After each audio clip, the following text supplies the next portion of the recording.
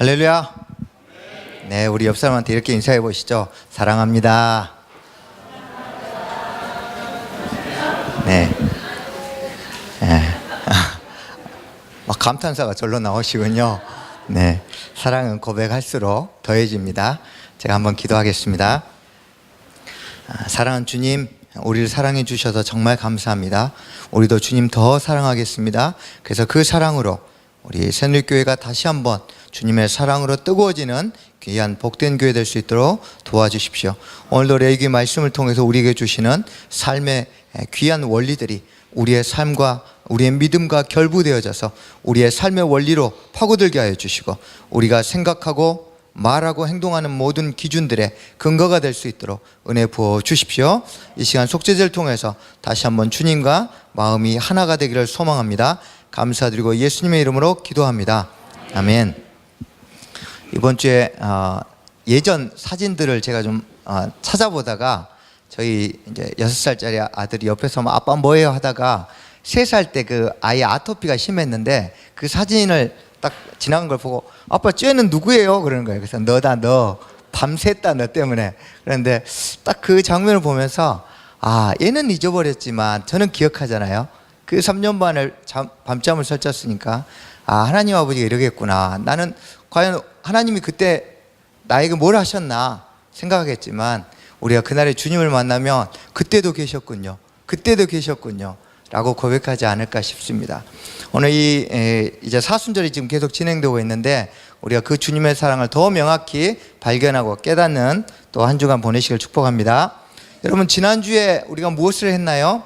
속죄제에서 이 제사장의 수송아지를 태우는 속죄제를 살펴보았는데, 특별히 여러 가지들이 있지만 그 중에 우리가 콩팥을 바쳤는데, 왜 콩팥을 번제단에 태웠다고 했죠?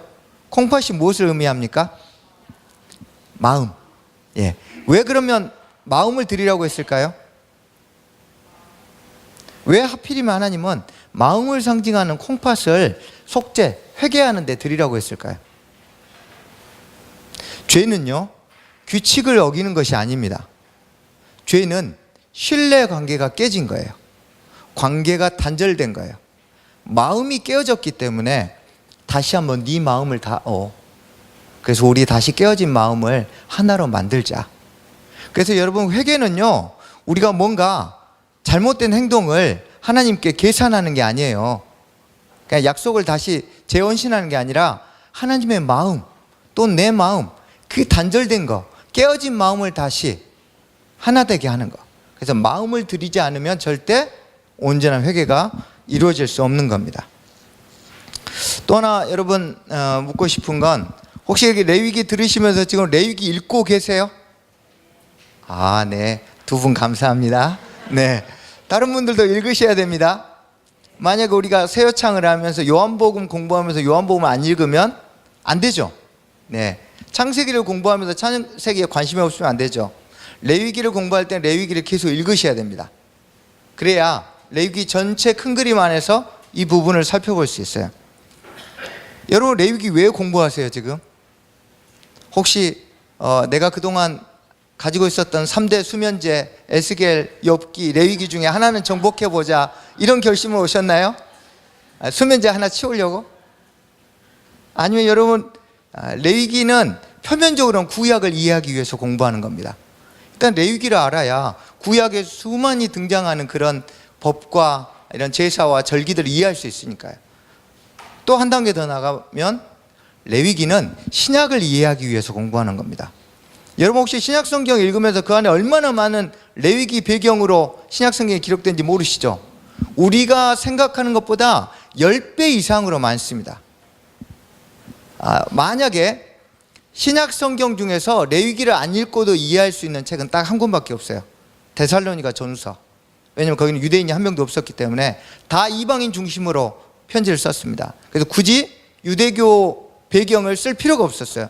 그 외에는 모든 바울 서신들, 그 다음 복음서들, 일반 서신들, 요한계시록, 레위기를 배경으로 이해하지 않으면 우리가 절대 깊이 있게 해석할 수 없어요. 예를 들어서 레위기를 이해하지 못한 채 히브리서 큐티를 마쳤다? 네, 그거는 마치 설계 도면 없이 육상 빌딩을 짓겠다는 거하고 똑같아요. 성경 66권은 레위기를 기초로 해서 실제 사례들 어떻게 적용할 것인지가 쭉 나옵니다. 그래서 결론은 레위기를 읽으십시오. 네, 다음 주에 또 물어볼 겁니다. 그래서 꼭 읽으시길 바래요. 자, 오늘은 네, 우리 지난주에 제사장의 속죄제에 대해서 살펴보았는데요.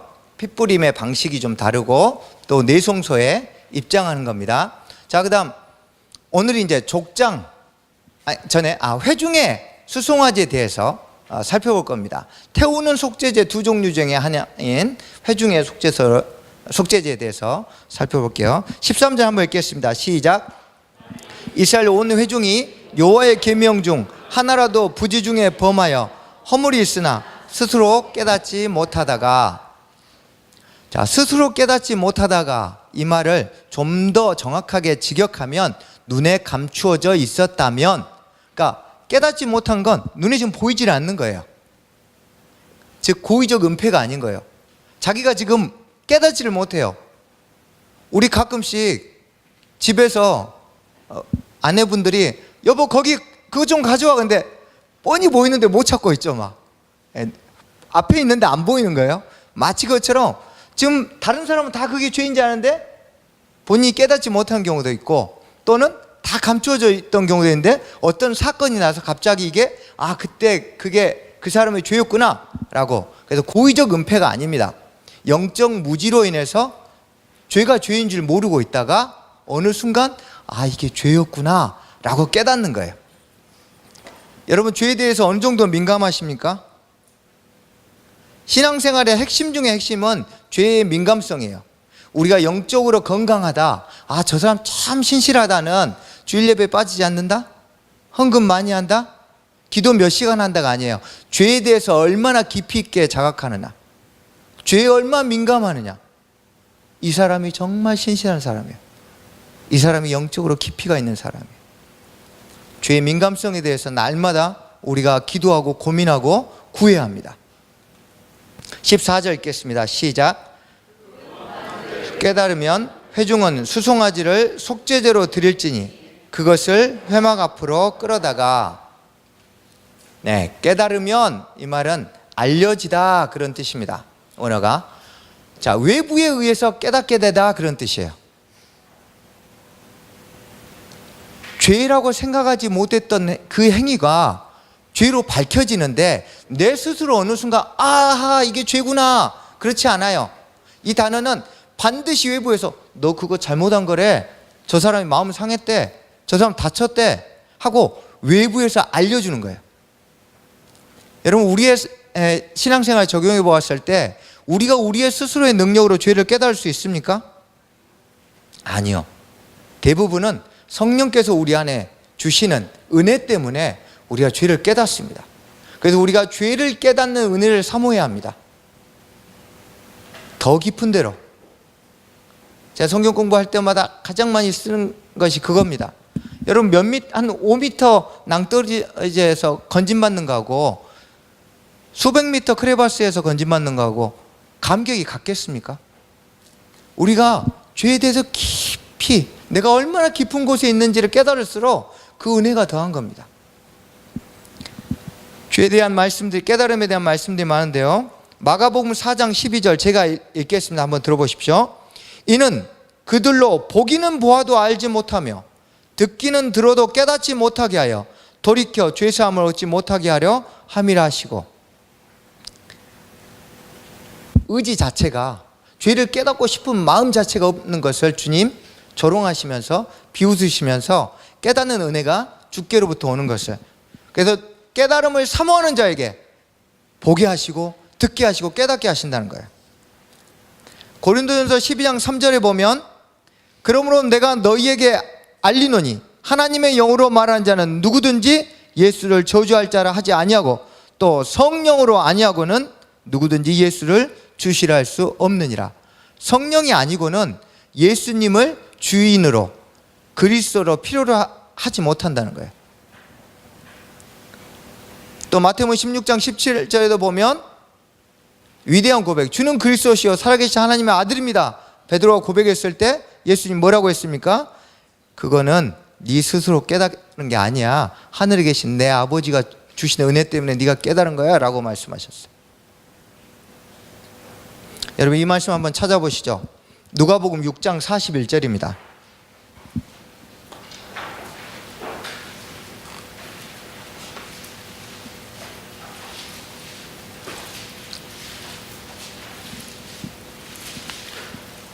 네, 찾으셨으면 누가복음 6장 41절 함께 읽겠습니다. 어찌하여 형제의 눈 속에 있는 티는 보고 내 눈 속에 있는 들보는 깨닫지 못하느냐. 이게 이제 자기의 죄를 더 먼저 보라는 건데요. 이걸 조금 다른 관점에서 보면, 여러분 우리 눈에 들보가 박혀 있을 때도 있고, 들보가 뭔지 아시죠? 이 집에 대들보, 또 티가 있어요. 여러분의 죄의 민감성, 여러분 눈에 티만 들어가도 막 괴롭습니까? 아니면 들보가 박혀 있어도 깨닫지 못하는 사람도 있어요. 눈에 이만한 게 들어와 있는데, 여러분 우리는 들보가 들어있는데도 깨닫지 못하는 사람이 아니라 눈에 조그만 티만 들어왔어도 바로 눈을 세척하려고 하는 사람처럼 우리 안에 작은 죄가 들어왔을 때도 빨리 그걸 캐치할 수 있는 그런 죄에 대한 민감성과 경계태세를 갖춰야 합니다. 제가 이게 성경 공부, 1:1 성경 공부를 굉장히 많이 하는데, 할 때마다 가장 먼저 하고 많은 시간을 할애하는 게 바로 이 죄에 대한 겁니다. 저는 성경 공부할 때 반드시 첫 번째 시간은 무조건 죄에 대해서 합니다. 그리고 이 단계가 안 넘어가면 성경 공부를 안 마치는 경우도 있습니다. 그래서 성경 공부를 한두 주 정도 죄에 대해서 하고 나서 그 부분을 충분히 자기가 죄인인 것을 인정하지 않으면 다음 걸 진행하지 않습니다. 왜 그럴까요? 아니, 죄에 대한 필요성을, 자기가 죄인인 걸 모르는데 예수님이 필요한 존재라는 걸 어떻게 느껴요? 할 필요가 없는 거죠. 사주한다고 수료증이 뭐가 대단합니까? 실제로 성경 공부하다 보면 이 부분이 인정이 안 돼요. 자기의 죄인됨에 대해서. 우리가 잘 알고 있는 청교도들은 여러 가지 신앙의 행위들을 강조했지만, 특별히 교회 회원으로 들어오기 위해서는 자기의 구원에 대해서 명백하게 간증하고 정교인 앞에서 질문을 받습니다. 그래서 청교도들 같은 경우는 교회 회원이 되려면 꼭 성도청회 하듯이 앞에 나와가지고 자기 구원에 대해서 간증하고 질문을 받아요. 그럼 날카로운 질문들이 왔을 때 그걸 다 답을 해야 돼요. 근데 그 중에 가장 많은 질문이 무엇인지 아십니까? 당신이 어떻게 죄인인 걸 깨달았습니까? 이거에 대해서 이해하고 또 경험한 것들을 모든 성도들 앞에서 다 이야기를 해야 돼요. 그만큼 여러분, 죄에 대한 깊은 깨달음이 중요하다는 거예요. 여러분 다시 한번 이 사순절 기간 동안 나의 죄성에 대해서 내가 얼마나 주님이 필요한 죄인인지 깊이 묵상하시길 축복합니다. 자, 15절부터 21절까지를 쭉 읽을 텐데요, 회중의 속죄제에 대해서 쭉 살펴보고 한꺼번에 보겠습니다. 15절입니다. 시작. 회중의 장로들이 여호와 앞에서 그 수송아지 머리에 안수하고 그것을 여호와 앞에서 잡을 것이요, 부음을 받은 제사장은 그 수송아지의 피를 가지고 회막에 들어가서 그 제사장이 손가락으로 그 피를 찍어 여호와 앞 휘장 앞에 7번 뿌릴 것이며, 또 그 피로 회막 안 여호와 앞에 있는 제단 뿔들에 바르고 그 피 전부는 회막 문 앞 번제단 밑에 쏟을 것이며, 그것의 기름은 다 떼어 제단 위에 불사르되 그 송아지를 속죄제 수송아지에게 한 것 같이 할지며, 제사장이 그것으로 회중을 위하여 속죄한즉 그들이 사함을 받으리라. 그는 그 수송아지를 진영 밖으로 가져다가 첫번 사름같이 불사를지니 이는 회중의 속죄제니라. 아멘. 여러분, 일반적인 수송아지의 속죄제의 특징이 있습니다. 첫 번째는 반드시 남은 것들을 태우는 겁니다. 제사장의 속죄제와 회중의 속죄제의 동일한 특징이 말씀드렸어요. 피를 취급하는 방식이 동일해요. 내성소 안으로 피를 가져갑니다. 그리고 향단 뿔에다가 바릅니다. 또 하나 고의성 없는 죄를 다룬다는 특징이 있습니다. 그 다음 이 제사장의 속죄제는 죄사함에 대한 선언이 없습니다. 왜 그럴까요? 본인의 죄를 위해서 속죄하는데 본인이 제사 지내고 누구는 죄가 없다 이렇게 민망하잖아요.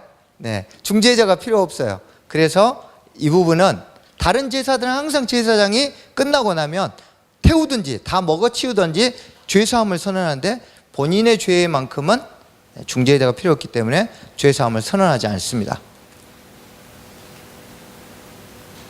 잠시만요. 네.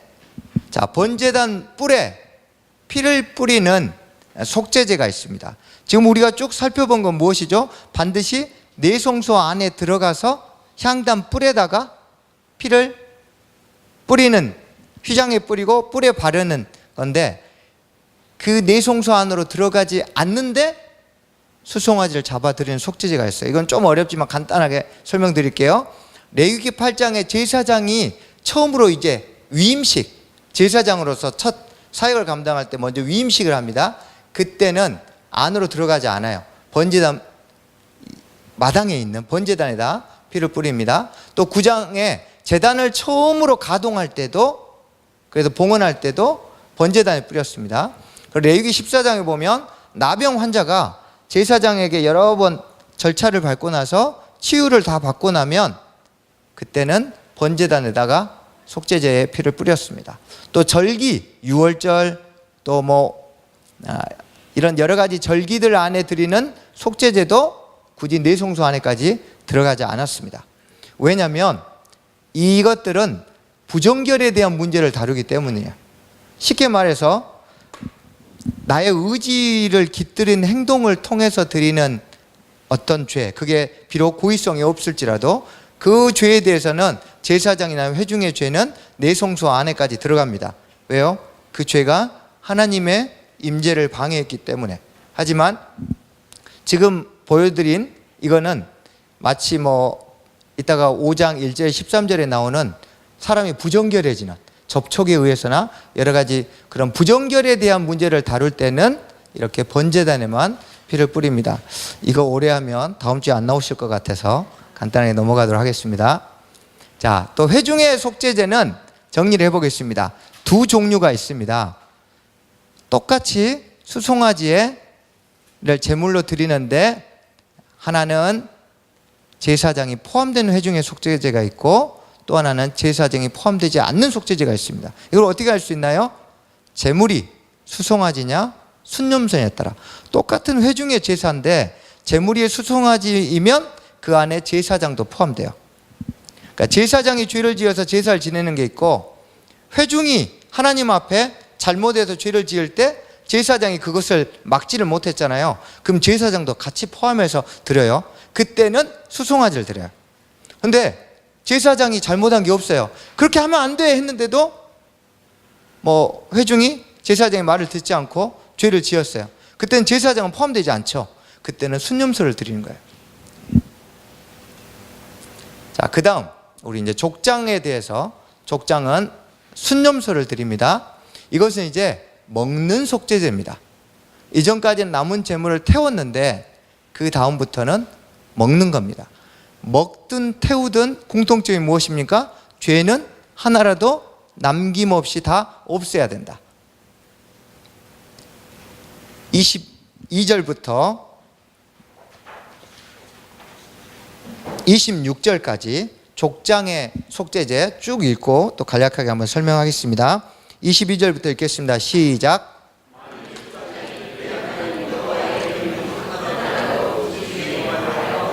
어머니 있었는데 그가 범한 죄를 누가 그에게 깨우쳐 주면 그는 흠없는 순념서를 예물로 가져다가 그 순념서의 머리에 안수하고 여호와 번제물을 잡는 곳에서 잡을지니 이는 속죄제라.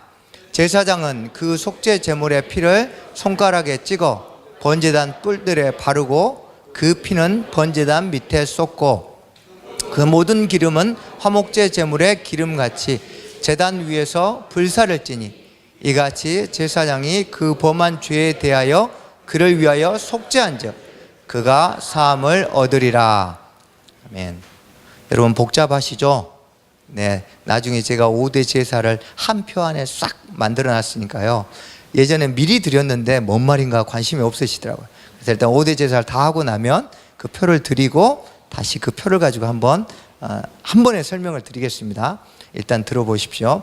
자, 22절에서 26절을 종합하면 족장의 속죄제인데요. 레위인은 족장 안에 포함되어 있습니다. 그래서 레위인이 왜 별도로 없나 하시는데 족장과 같은 레벨로 봅니다. 제물은 순념소이고 기름은 화목제 방식처럼 동일하게 콩팥과 함께 그 기름을 떼어서 바칩니다. 피는 내성소 안으로 들어가지 않고 번제단 뿔에 바릅니다. 그래서 족장의 죄가 성소까지 더 더럽히지 않았다는 것이 하나의 특징입니다. 나머지는 다 동일합니다. 그 다음에 이제 평민인데요. 평민도 암염소와 어린 암양. 왜요? 평민 중에서도 좀 사는 사람이 있고 좀 못 사는 사람이 있겠죠. 그래서 이 제사내 사람의 신분의 정도에 따라서 드릴 수 있도록 제물을 두 종류로 나누셨습니다. 그러니까 속죄제는 왜 다른 제사보다 이렇게 복잡할까? 어떤 사람이라도 자기 형편에 맞게 하나님께 용서를 구할 수 있도록 하나님이 아주 디테일하게 세분화시키셨어요. 그래서 단 한 명도 무언가가 부족해서 용서의 기회를 받지 못한 일이 없도록. 그래서 복잡합니다. 그러니까 하나님 우리를 배려하시는 거예요. 한번 살펴보겠습니다. 27절부터 31절까지 있고 평민의 속죄제 다루겠습니다. 같이 읽겠습니다. 시작.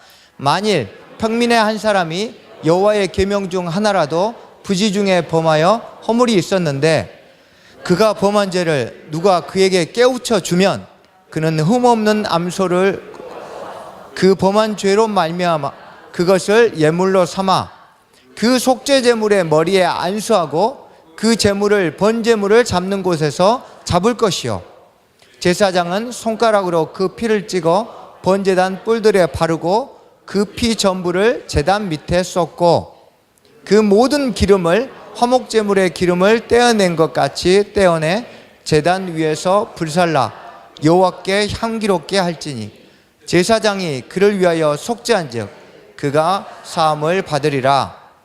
네, 아멘. 네, 평민의 속죄제, 여기서 이게 평민이라고 돼 있는데 이 단어는 그 땅 백성 중에 한 사람으로 돼 있습니다. 보통 우리가 생각하기에 이스라엘 백성 중에 한 사람 해야 맞을 것 같은데 이 이스라엘 공동체 안에는 혈통적으로 이스라엘 사람들만 있습니까? 아니죠. 그래서 그 땅에 사는 사람이 누구든 하나님 앞에 죄를 지어서 용서받고 싶으면 누구든지 나오라고. 그래서 이 평민이라는 단어가 그 땅 백성 중에 한 사람으로 원어는 기록해 놨습니다. 그래서 혈통적으로 유대인뿐만 아니라 그 땅에 잠시 거류하는 나그네들, 거류민도 그 사이에 죄를 지으면 언제든지 와서 속죄제를 지낼 수 있었습니다.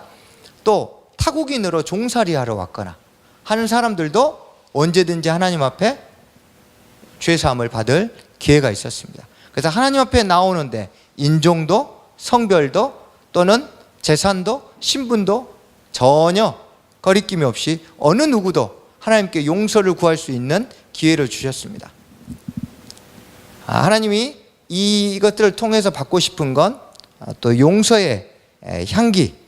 그래서 이것을 신약 성경으로 적용하면 에베소서 말씀에서는 우리가 하나님께 예수 그리스도가 향기 나는 삶으로 드렸다고 고백했습니다. 그리고 고린도 후서에서는 그러므로 우리도 각 처에서 그리스도를 아는 냄새를 나타내자라고 얘기했습니다. 여러분 주변 한번 돌아보십시오. 향기가 나십니까? 우리의 말에서 향기가 나야 돼요. 향수 뿌려서 나는 향기 말고요. 우리 말에서 향기가 느껴져야 돼요. 우리의 따스한 행동 하나에 사람들이 향기를 느껴야 됩니다. 우리가 그리스도인이라고 일절 말하지 않았는데 이 사람이 몇 개월 동안 나와 지내다 보니까 저 사람 뭔가 수상한데? 수상한 향기를 뿜어야 됩니다. 뭐가 있는데? 저 사람 왜 저러지? 뭔가 사람을 대하는 방식이 다르네? 이렇게 그리스도를 나타내는 향기가 우리의 말과 생각과 행동 가운데서 흘러갈 때 그 사람들이 우리를 보는 게 아니라 우리 안에 있는 신앙의 정체성을 궁금해하는 것입니다. 그리스도의 향기를 나타내시길 축복합니다. 네, 32절부터 35절까지 어린 양을 드리는 평민의 속죄제에 대해서 살펴보겠습니다. 읽겠습니다. 시작. 그가 만일 어린 양을 속죄제물로 가져오려거든 흠없는 암컷을 끌어다가 그 속죄제 제물의 머리에 안수하고 번제물을 잡는 곳에서 속죄제물로 잡을 것이요 제사장은 그 속죄제물의 피를 손가락으로 찍어 번제단 뿔들에 바르고 그 피는 전부 제단 밑에 쏟고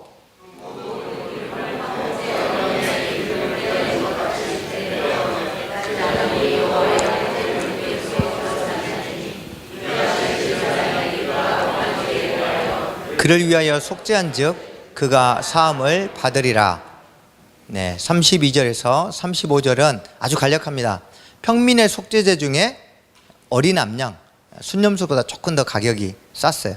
그래서 어린 암양을 드리는 것에 대해서 또 별도로 기록해 놓으셨습니다. 규례는 동일합니다. 자, 이제 5장 1절부터 13절을 볼 텐데요. 갑자기 5장 1절 13절의 내용 중에 1절부터 6절이 갑자기 등장합니다.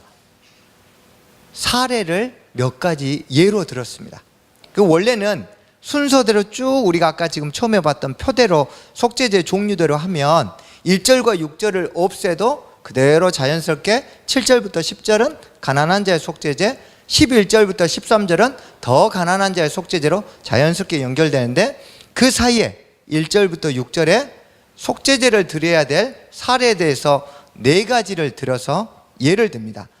증인, 그 다음 부정한 것, 그래서 들짐승이나 가축이나 곤충의 사체에 부정해진 자, 그 다음 사람에 의해서 부정해진 자, 그 다음 맹세를 어겼을 때, 그러니까 4가지의 사례가 1절부터 6절까지 나옵니다. 오늘은 이 5장 1절부터 13절 중에 1절부터 6절까지만 다루고 마무리를 하겠습니다. 1절 한번 같이 읽겠습니다. 시작. 누구든지 저주하는 소리를 듣고서도 증인이 되어 그가 본 것이나 알고 있는 것을 알리지 아니하면 그는 자기의 죄를 져야 할 것이요 그 허물이 그에게로 돌아갈 것이며. 자, 여러분, 증인이라고 했는데요, 이거는 증언 거부죄나 또는 위증죄에 해당합니다. 저주하는 소리를 들은 경우 또는 본 것이나 알고 있는 것을 자기가 알리지 않는 경우에 그 허물이 증인에게 돌아갑니다. 여기서 이게 저주하는 소리라고 했는데, 자, 예를 들어서 제가 누군가와 약속을 합니다. 제가 양을 한 2달 동안 우기에 걸쳐서 쭉 북쪽으로 해서 올라가서 풀을 뜯기고 내려오는 동안 우리 집에 귀중한 물건을 누가 도둑이 들어도 훔쳐갈지 모르니까 이 사람에게 맡깁니다. 자, 금 5돈, 은 몇 돈, 자, 잘 지켜줘 하고 하는데 이 사람 믿을 수 있나요? 없죠. 물론 자기가 신뢰하는 사람에게 하겠지만, 그래서 거기다 손을 얹고 하나님의 이름으로 맹세를 시킵니다. 그런데 이 사람이 와가지고 금 3돈이었는데 이렇게 하면 어떻게 해요?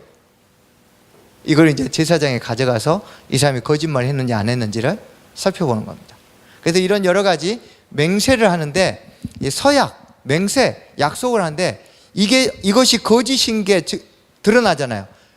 곧바로 그게 저주의 소리로 바뀌어버립니다. 그래서 원래 그 약속을 지키면 그게 맹세인데 이것이 위반 시에는 자동적으로 저주의 소리가 되어버립니다.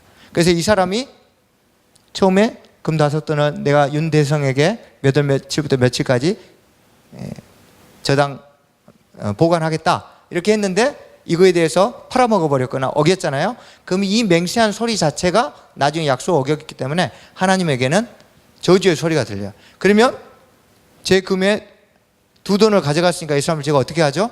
고발을 하겠죠? 그러면 이 사람이 죄가 되어서 그거에 대해서 법정으로 소환 명령을 받습니다. 그래서 이 맹세 부름이라는 의미도 있는데, 이것은 무슨 의미냐면 법정에 출두를 제사장이 소환 명령을 내립니다. 그래서 그 안에서 똑바로 얘기해, 얼마 맡았어? 라고 얘기했을 때 소환을 거부하거나, 또는 기억이 안 나네요. 요즘 우리 청문회 보면 항상 그렇죠, 기억이 안 나네요. 예. 그런 식으로 얘기를 해요. 그래서 그것이 추후에 죄가 된 것을 어떤 사람이 나도 봤는데 5돈인 거, 이런 식으로 가지고 나중에 이게 죄인 게 드러나잖아요. 그럼 그때 바로 이게 저주의 소리가 되어서 이 사람은 증인이 되지 못한 증언 거부죄, 위증죄로 속죄 제사를 드려야 합니다. 여러분, 이거를 우리 삶의 신약 시대에 적용하면 증인의 삶은 목숨을 걸고 지키는 겁니다. 여러분, 대표적으로 사도행전 1장 8절에서 우리에게 증인의 삶을 살라고 했어요. 여러분, 예수님 당시에 증인이란 단어하고 똑같은 동의어가 순교자였습니다. 그러니까 예전에는 증인, 순교자 같은 단어예요. 같은 단어를 순교자로도 쓰고 증인으로도 썼어요. 왜요? 목숨을 걸고 진실을 말해야 되기 때문에, 증인은. 실제로 사도행전 22장 20절에 보면 순교자 스데반을 증인으로 기록합니다. 그만큼 이 당시에는 증인은 곧 목숨을 걸고 행하는 거예요. 여러분, 목숨을 걸고 복음을 전하는 증인의 삶을 살고 있습니까? 아멘? 네. 왜 이렇게 자신이 없죠?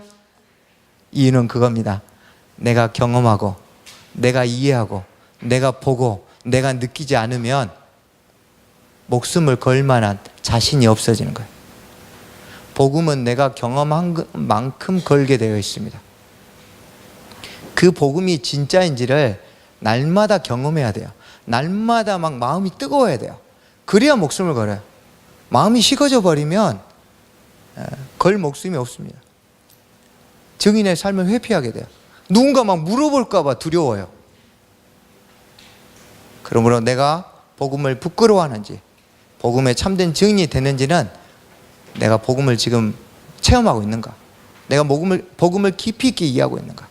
여러분, 복음이 뭡니까? 복음이 뭐죠? 제일 많이 듣는데 물어보면 제일 대답 못 하시더라고요.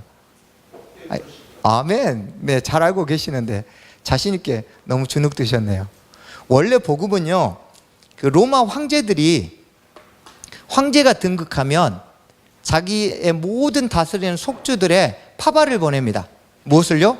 새로운 황제가 등극했다고 소식을 알립니다. 그때 사용했던 단어가 복음이에요. 로마가 어느 나라와 전쟁했는데 국가 간의 전쟁에서 승리했어요. 그때 그 전쟁의 승리의 소식을 로마에 가지고 와서 알리는 게 복음이었어요. 그러니까 복음은 정말 놀라운 소식이란 거예요. 새 황제가 등극했으니까 이전과 다른 삶을 살게 될 거야. 그래서 그 복음을 그대로 갖고 왔어요. 새 왕 대신 예수 그리스도께서 오시면 너희의 삶이 완전 달라질 거야. 여러분, 그 복음을 경험해야지만 우리가 거기에 내 삶을, 내 재산을, 내 시간을, 내 목숨을 걸 수 있는 겁니다. 증인된 삶을 위해서 날마다 복음 속으로 들어가시길 바랍니다. 에스겔서 3장 16절에서 21절에 보면 파수꾼의 사명에 대한 이야기가 나옵니다.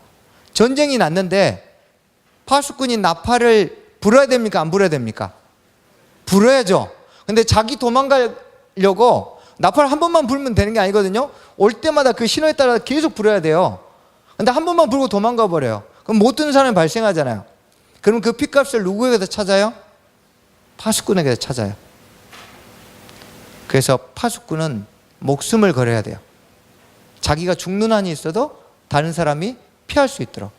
우리는 내가 손해보고 쓰러진 한이 있어도 예수 그리스도 오직 그분만 우리의 구원자라고 이야기할 수 있어야 돼요. 그것이 증인의 삶입니다. 2절 함께 읽겠습니다. 시작. 만일 누구든지 부정한 것들, 곧 부정한 들짐승의 사체나 부정한 가축의 사체나 부정한 곤충의 사체를 만졌으면 부지정이라고 할지라도 그 몸이 더러워져서 허물이 있을 것이요. 여기서 부정하다는 단어는 뭐 위생적으로 또는 시각적으로 부정하다는 게 아니에요. 종교적, 신앙적으로 부정한 겁니다. 그래서 이 사체와의 접촉은 하나님과의 그 거룩을 훼손시키는 거예요. 그래서 내 정결 상태를 빼앗아 갑니다. 그래서 이걸 회복하기 위해선 속죄제가 필요한 겁니다. 우리 신앙도 마찬가지입니다. 끊임없이 사단은 우리가 죄와 접촉하도록 환경을 유혹합니다. 그러므로 우리가 해야 될 것은 무엇이에요? 죄와 쉽게 접촉하는 환경을 개선하는 데 집중해야 됩니다. 여러분 삶을 한번 주변을 돌아보십시오. 유혹을 받기 쉬운 환경입니까? 그렇지 않습니까? 예를 들면 여러분 아이들의 컴퓨터를 각방에 두시죠. 애들이 거실에 컴퓨터를 둬야 유혹을 덜 받을까요? 자기 방에 넣어두면 유혹을 덜 받을까요? 물어 뭐 하겠습니까? 유혹을 받을 수 있는 환경을 제거하지 않으면서 아이들에게 너 왜 이렇게 말 안 듣니? 하기 전에요. 부모가 유혹을 받을 환경들을 그 아이가 절제할 수 있을 때까지는 목숨을 걸고 싸워서라도 끊어줘야 돼요. 그래야 죄와 접촉하는 시간과 접촉면이 줄어드는 거예요. 마찬가지예요. 우리도 죄와 접촉할 수 있는 환경들이 주변에 너무 많아. 근데 그걸 끊지 않아요. 그러면서 막 기를 쓰고 죄와 싸우려고 해요. 백전백패죠. 환경을 개선하는 게 굉장히 중요합니다. 내 의지 이상으로. 의지와 함께 여러분 죄와 접촉할 수 있는 환경을 계속 개선해 나가시기 축복합니다. 3절입니다. 같이 읽겠습니다. 시작. 만일 부지 중에 어떤 사람의 부정에 닿았는데 그 사람의 부정이 어떠한 부정이든지 그것을 깨닫을 때에는 허물이 있을 것이요. 성경은 사람의 시체, 또 출산 후의 산모, 그 다음 문둥병과 피부병, 또 유출병. 유출병은 몸 안에 이런 구멍들에서 고름이나 피나 이런 액체가 흘러나온 걸 다 통틀어서 유출병이라고 합니다. 그 다음 설정, 몽정하는 거, 또 월경, 여성의 생리, 이런 것들을 다 부정하다고 했습니다. 학자들이 여러 가지들을 찾지만 이게 왜 부정한지 그 이유를 알 수가 없습니다. 그냥 하나님이 부정하다니까 부정한 겁니다. 이제 몇 가지 추측은 있습니다. 예를 들어서 몸 안에서 어떤 생명의 기운되는 피가 빠져나가거나 또는 뭐 여러 가지 있지만 이것도 그냥 가설이지 실제로 왜 이것들이 부정한지 알지 못합니다. 그러나 하나님이 죄라 하면 죄인 것이고 하나님이 부정하다면 부정한 것입니다. 그래서 이런 사람과 마주쳐서 부딪히게 되면 부정해지는 거예요. 그래서 보통은 예를 들면 월경하는 여인들은 월경할 때 동네에서 아무 데나 앉지 않습니다. 자기가 앉던 자리에 모르고 어떤 사람이 앉으면 어떻게 돼요? 부정한 거예요. 그래서 굉장히 서로 이런 것들이 주의되고 조심했었습니다.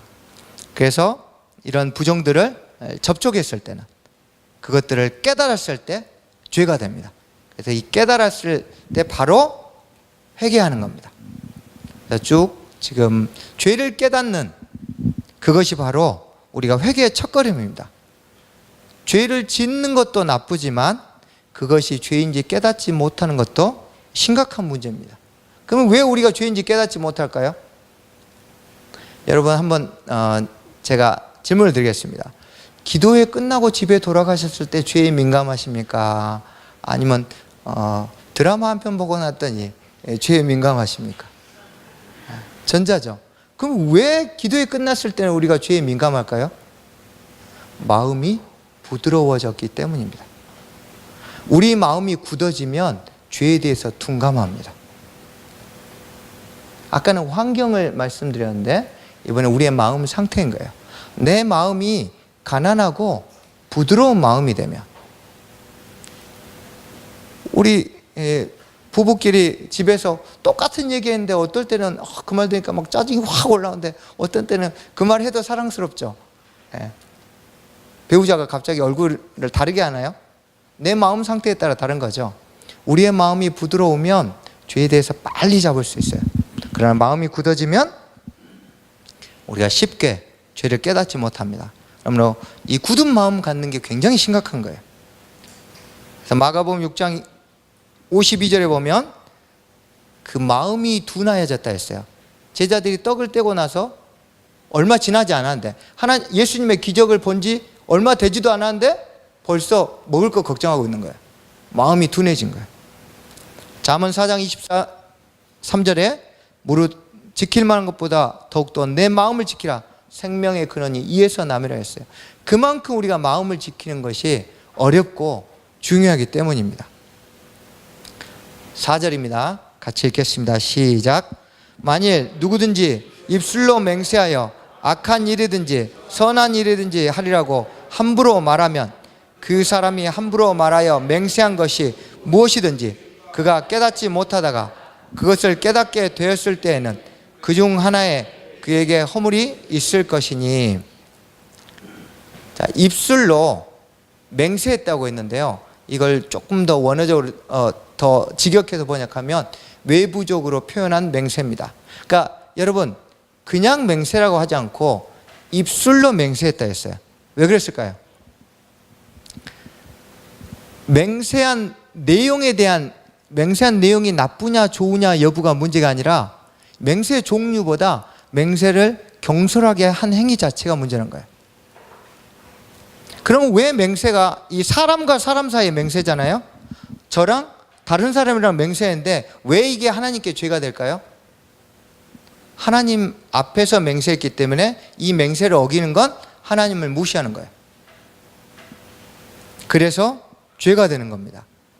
그런데 이게 나중에 신약시대에 와서 더 복잡한 문제로 증폭됩니다. 신약시대에 예수님께서 뭐라고 말씀하셨냐면, 맹세를 하는데 원래 누구의 이름을 걸고 맹세해야 됩니까? 하나님의 이름을 걸고 맹세해야 돼요. 근데 마태복음 23장에 보면 성전, 하나님의 임재의 상징인 성전에다 대고 맹세해야 되는데 성전에 입혀진 금을 보고 맹세합니다. 신앙의 대상이 바뀌어버린 거예요. 예수님이 이것을 질타하신 겁니다. 우리의 삶도 마찬가지예요. 우리의 신앙의 대상이 하나님이었어요. 그래서 하나님 앞에서 약속하고 하나님을 바라보고 하나님을 붙들고 달려가는데 어느 순간 하나님이 아니라 하나님의 것이 되어버렸어요. 그 당시 헤롯 대왕이 유대인들의 마음을 살려고 46년 동안 성전을 금을 입히고 있었어요. 그 이후로도 25년 동안 금을 입혔어요. 어마어마한 금들을 안팎으로 칠하고 있었어요. 그래서 햇볕을 받으면 저 멀리서도 바짝바짝했어요. 그러니까 성전 자체보다 성전에 입혀진 금이 화제였어요. 오늘 또 저쪽에 금이 입혔대. 그래서 사람들이 금에다 맹세한 거예요. 여러분, 우리의 신앙의 대상이 변질되는 거 심각한 겁니다. 처음엔 다 예수님 보고, 처음엔 다 하나님 보고 달려왔는데 어느 순간 성전이 아니라, 하나님이 아니라 교회의 어떤 직책 때문에, 하나님이 주신 선물 때문에, 하나님 아닌 하나님의 무언가 것 때문에 우리의 신앙의 목표가 바뀌어지는 것, 이걸 경계해야 됩니다. 5절 6절 같이 읽겠습니다. 시작. 이 중에 허물이 있을 때에는 아무 일에 잘못하였노라 자복하고 그 잘못으로 말미암아 여호와께 속죄제를 드리되 양떼 암컷 어린 양이나 염소를 끌어다가 속죄제를 드릴 것이요 제사장은 그의 허물을 위하여 속죄할지니라. 3절부터 6절까지 해서 이 네 가지 사례가 발생했을 때 속죄제를 드리는 순서에 대해서 살펴보겠습니다. 첫 번째는 죄를 깨닫는 겁니다. 3절과 4절에 계속적으로 이야기하는데 죄를 깨닫는 것이 굉장히 중요합니다. 1번이 안 되면 그 다음은 진행할 수가 없잖아요.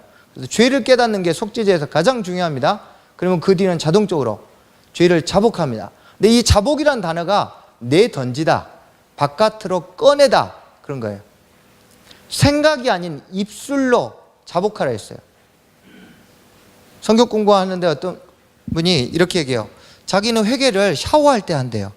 그래서 왜요? 그러니까 샤워하면서 하루의 일을 딱 정리한대요. 아, 이건 내가 잘못했구나. 그래서 제가 그러면 항상 생각으로 합니까? 그래서 생각으로만 한대요. 그래서 제가 그거는 회개가 아닙니다. 그랬어요.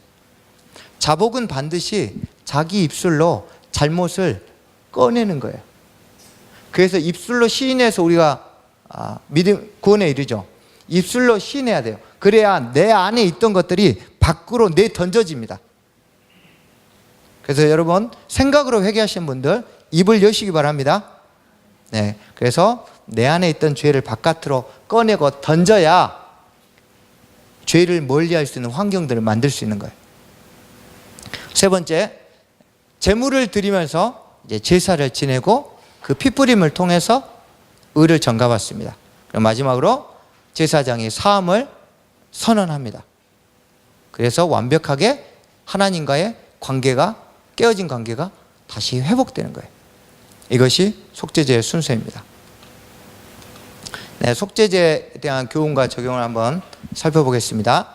여러분, 죄를 깨닫는 은혜를 구하셔야 합니다. 성령의 도우심을 구하십시오. 이건 절대 내 힘으로 안 됩니다. 그래서 항상 매일 우리의 기도 시간에 해야 될 건, 성령님 이 시간 제가 미처 깨닫지 못한 죄악들, 제가 미처 알지 못했던 하나님 앞에 관계를 단절시키는 생각과 행동들을 다시 알려주십시오 하고 반드시 성령께 구해야 합니다. 그래서 죄의 민감성을 길러야 합니다. 굳어진 마음을 부드러운 마음으로 바꿔야 돼요. 그리고 죄에 민감하도록 우리의 환경들을 정리해야 합니다. 여러분, 죄를 진멸하고 멀리해야 합니다.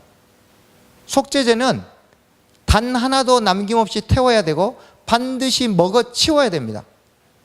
그래서 우리가 지금까지 무엇을 살펴봤냐면 6가지의 속죄제 중에 완전히 태워 없애는 2가지 제사와 먹어 없애는 제사를 다 살펴봤어요. 우리가 다음 주에 살펴보는 빈민의 속죄제와 그다음 극빈자의 속죄제는 남는 게 없어요. 태울 것도 먹을 것도 없습니다.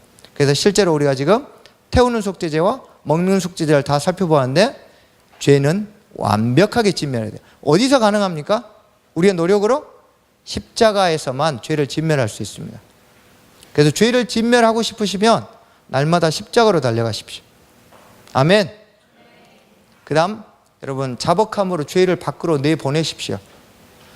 그 죄가 내 귀에 들려지고 내 심령 밖으로 꺼내어질 때 온전하게 이 죄를 인정하고 시인한 것이며, 동시에 그 죄를 멀리할 수 있는 힘이 생깁니다. 은혜를 구할 수 있게 됩니다. 다음, 속죄제에 대한 교훈 적용 2번째를 살펴보겠습니다. 죄를 멀리하는 환경. 여러분, 신앙의 대상이 누구십니까? 아까 맹세를 이야기하면서 살펴보았는데, 하나님입니까? 하나님의 주변의 것들입니까? 여러분, 이 교회에 매주 나오셔서 신앙생활 하시고 예수님을 믿는다는데, 여러분 안에 신앙의 대상이 변질되지 않았습니까? 어디에다 맹세하십니까? 여러분, 어디에 여러분의 약속을 걸고 살아가십니까? 증인된 삶을 살고 계십니까? 왜 나는 증인이 안 될까? 왜 나는 누가 이렇게 예수님에 대해서 물어보는데 입 하나 뻥끗하지 못할까? 전도 폭발 훈련 다시 받아야 되나? 아니요. 여러분, 휴대폰 쓰고 좋으면, 삼성에서 교육받으면 휴대폰을 선전할 수 있습니까? 아니요. 내가 써봤더니 너무 좋으면, 맛집 가서 맛없으면 저절로 입 다뭅니다. 그러나 맛이 있으면 누가 시키지도 않았는데, 거기 가봐 진짜 맛있어, 이야기 나오죠. 내가 맛보고 경험하고 느끼면 증인된 삶을 살 수 있는 거예요. 복음의 깊이가 우리를 알고 목숨을 걸게 만듭니다. 그래서 믿는 바에 우리가 무엇을 걸고 있는지 생각해 보십시오. 매일 보고 느끼고 경험의 깊이를 더하십시오. 더 깊은 복음 속으로. 이건 2가지인데요. 하나는 지식적으로 복음을 계속 공부해야 합니다. 또 하나는 성령을 통해서 그 하나님의 사랑, 복음에 대해서 하나님의 심정을 더 깊이 있게 깨닫도록 우리가 기도하고 주님 앞에, 십자가 앞에 나아가야 합니다. 네, 같이 한번 기도하겠습니다.